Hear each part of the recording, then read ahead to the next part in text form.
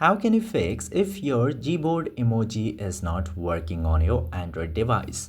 If that is the case, there might be so many reasons for your issue. First of all, you need to make sure which reason is causing the problem for you. In order to know, first of all, just simply open your application and go over this emoji, stickers and GIF section.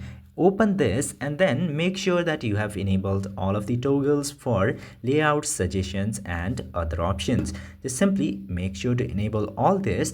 Even if you haven't enabled all of this, it doesn't mean that you don't get to see any of the emoji or the emoji doesn't work at all. Then if this doesn't fix your issue, you first of all need to check if there is any new updates available for the application in your Play Store.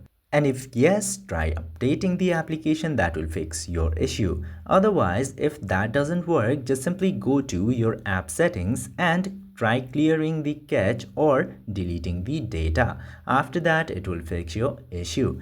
Even after that, it doesn't get fixed, you just simply need to uninstall the application and install a new one from your Play Store. And this will probably fix your issue. I hope this video was helpful to you. If yes, don't forget to hit that subscribe button and thank you for watching.